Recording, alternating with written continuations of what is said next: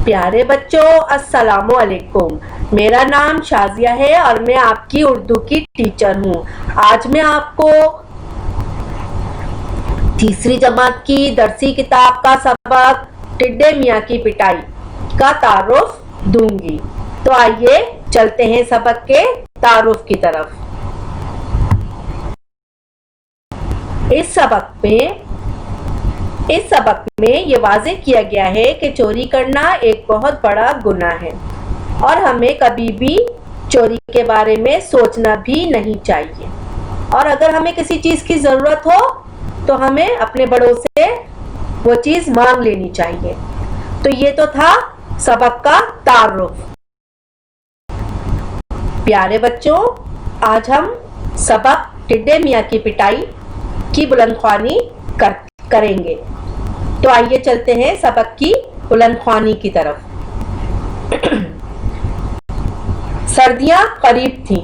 चींटियां दौड़ दौड़कर अनाज के दाने, रोटी के टुकड़े और खाने की दूसरी चीजें अपने बिलों में जखीरा कर रही थीं।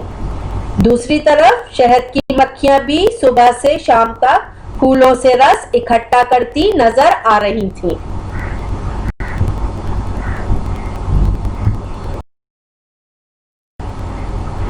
प्यारे बच्चों, गौर से सुनिए और उंगली रखकर पढ़िए मेरे साथ साथ।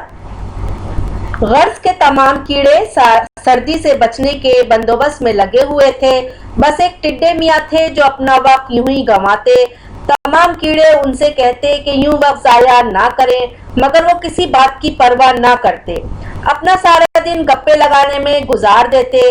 दरख्तों के पत्ते झड़ने लगे, वक्त गुजरता रहा और मौसम भी वक्त के साथ साथ बदलता रहा।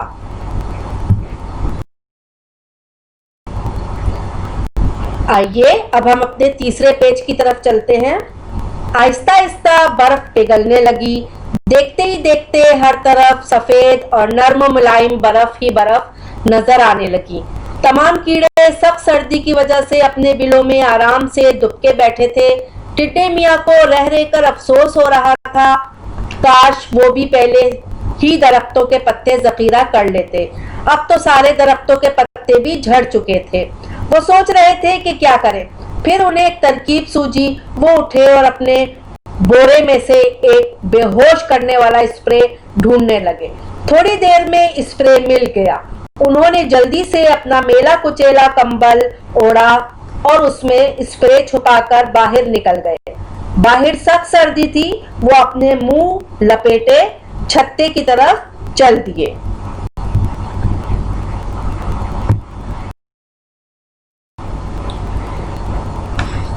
छत्ते के करीब पहुंचकर उन्होंने जोर से छत्ते का दरवाजा खटखटाया।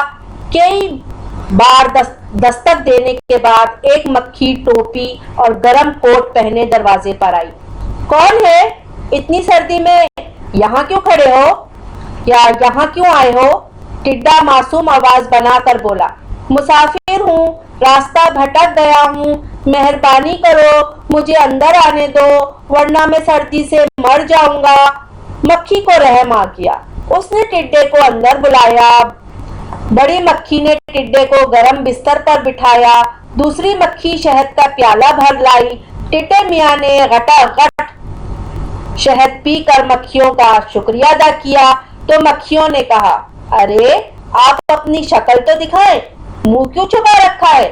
ये सुनते ही टिड्डे ने कंबल से हाथ निकालकर बेहोश करने वाला स्प्रे मक्खियों पर छिड़क दिया।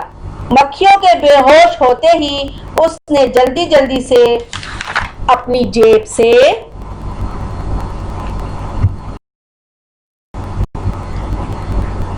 से थैलियां निकाली और मर्तबान से शहद भरना शुरू कर दिया। थोड़ी देर बाद टिड्डे मियाँ फरार हो गए। अब जो मक्खियों को होश आया तो खाली मर्तबान देखकर सारी बात उनकी समझ में आ गई। सबको बहुत गुस्सा आया। उन्होंने अपनी साथी मक्खियों की फौज की सफ़ें तैयार की और टिड्डे मियाँ के घर पर हमला किया। उसकी खूब पिटाई की, अपना सारा शहद समेटा और कैदी बनाकर टिड्डे मियाँ को अपने छत्ते में ले आई। अब रानी मक्खी ने ऐलान किया कि इनका जुर्म तो बहुत बड़ा है, मगर ये हमारे मोहल्ले में नए नए आए हैं, इसलिए इनके साथ नरमी बढ़ती जाएगी। सर्दियां खत्म होने के बाद जब तमाम मक्खियां शहद जमा करेंगी, टिड्डे मियाँ रस की सारी बाल्टियां छत्ते तक पहुंचाएंगे। इसके अलावा छत्ते की सफाई भी किया करेंगे, और अगर उन्होंने भागने की कोशिश की तो तमाम सिपाही मक्खियों को इजाजत है कि इन्हें जितना जोर से काटना चाहें काट सकती हैं।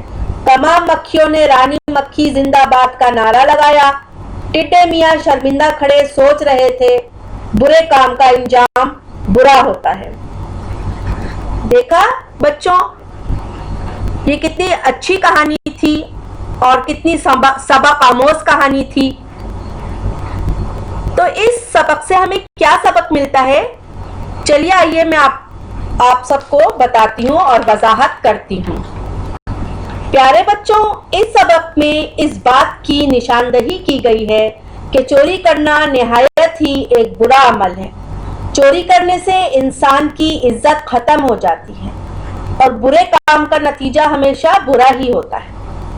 अगर हमें किसी चीज की जरूरत हो तो बजाय इसके कि हम चोरी करने की तरफ आए या जाएं, हमें वो चीज अपने बड़ों से मांग लेनी चाहिए, लेकिन चोरी नहीं करनी चाहिए।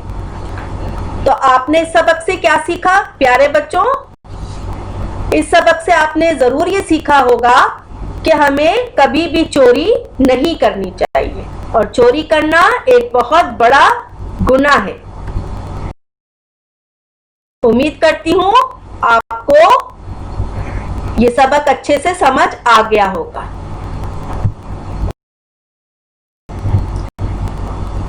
प्यारे बच्चों, अल्फाज़ आप अपनी किताब में कीजिएगा।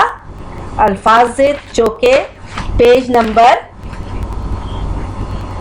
86 पर है, यानी 86 पर। इसे आप अपनी किताब में कीजिएगा।